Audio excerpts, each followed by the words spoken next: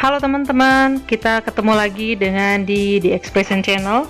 Kita akan berbagi resep dari berbagai macam masakan, dan kali ini kita akan menampilkan resep masakan dari Sumatera Utara dari bahan yang non halal, dari B2. Nah, kita akan berbagi resep sup yang hangat yang bisa menambah energi kita. Dan kita akan mulai dengan bahan-bahannya ya teman-teman. Oke, kita lihat dulu bahan pertama. Bumbu-bumbu yang diperlukan untuk memasak bahan ini adalah bawang putih sebanyak 7 siung. Lalu kemudian ada lagi jahe teman-teman.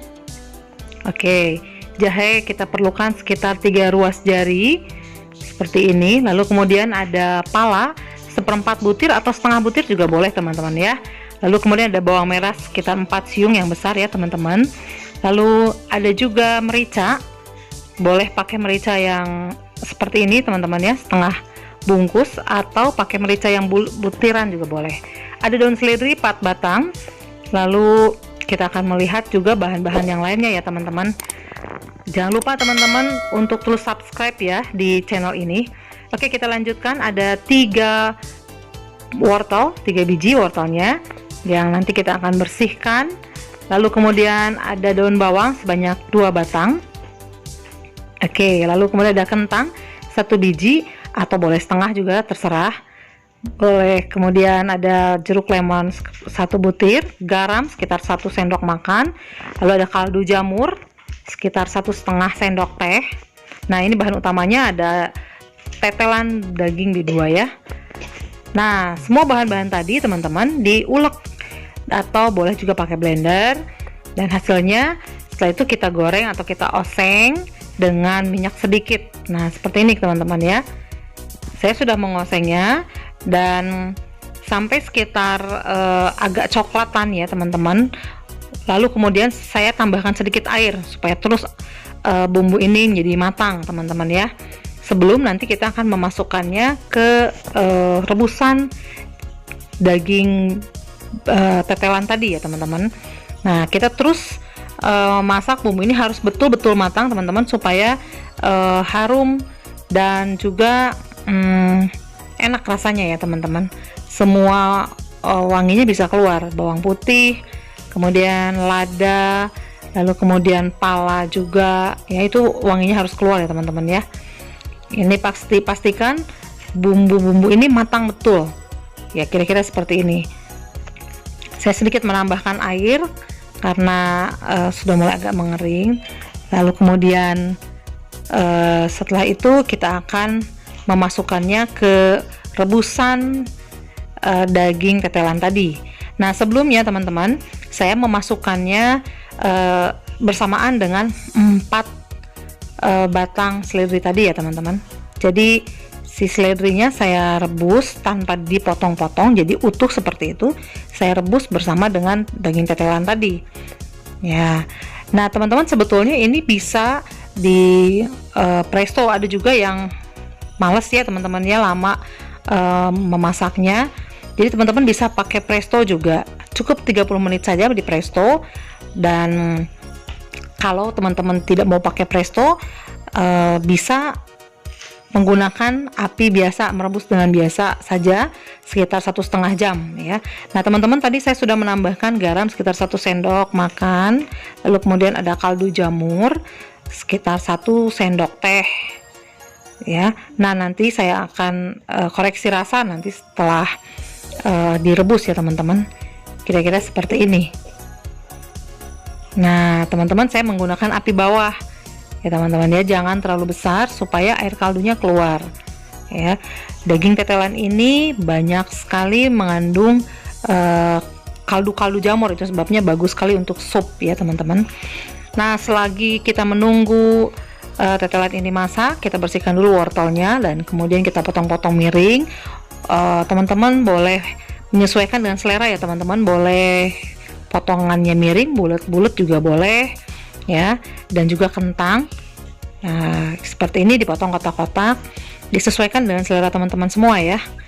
Nah, kemudian juga daun bawang saya sudah iris-iris seperti ini sambil menunggu daging tetelan tersebut matang ya teman-teman. Diperlukan sekitar 1,5 sampai 2 jam ya untuk betul-betul mengeluarkan kaldunya gitu ya. Nah, ini kira-kira daging tetelan yang sudah dimasak sekitar 1,5 jam ya teman-teman. Seperti ini kira-kiranya. Nah, tadi saya juga menambahkan merica ya. Nanti teman-teman bisa kira-kira ya, kalau misalnya pengen lebih pedas, lebih hangat, teman-teman bisa tambahkan.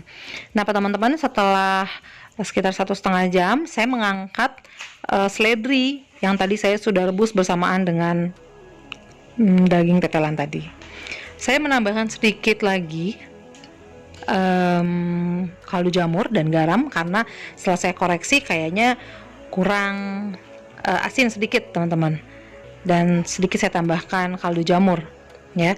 Nah, setelah sekitar 1,5 jam daging tetelan ini direbus, nah setelah itu teman-teman mulai memasukkan semua sayurannya dan merebusnya sampai matang teman-teman. Tidak perlu lama untuk merebus sayur-sayur ini karena sudah panas juga ya si supnya, jadi mudah sekali sayuran ini matang.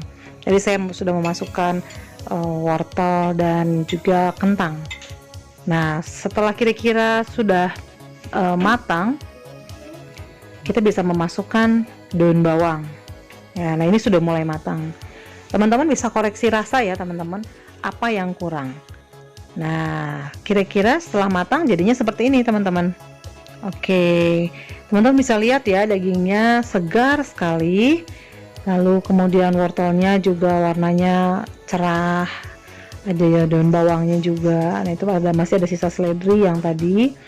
Nah, ini teman-teman daging tetelan tadi, ini banyak sumsumnya ya teman-teman, kemudian ada sedikit lemak dan juga daging-dagingnya.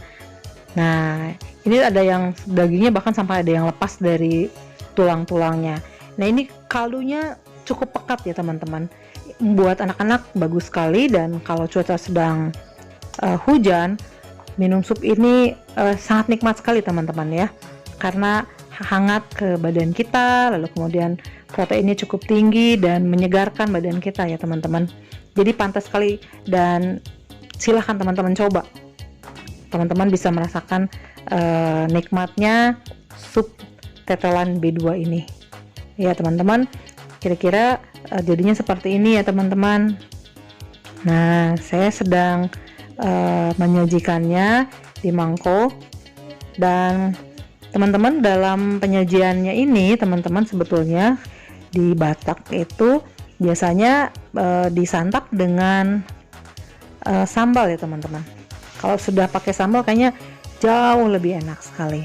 Nah, teman-teman bisa lihat air kaldunya begitu pekat ya, dan ada minyak-minyak yang keluar dari dagingnya itu sendiri. Nah, seperti ini teman-teman kira-kiranya. Dagingnya empuk sekali, kaldunya kerasa, asinnya pas, gurihnya juga keluar, sayurnya juga oke, dan matangnya pas. Nah, ditambahkan dengan jeruk nipis teman-teman pada saat memakan sup ini ya. Teman-teman bisa sesuaikan tingkat keasamannya mau seperti apa. Plus ada sambal andaliman, sebetulnya itu menambah sensasi yang berbeda teman-teman.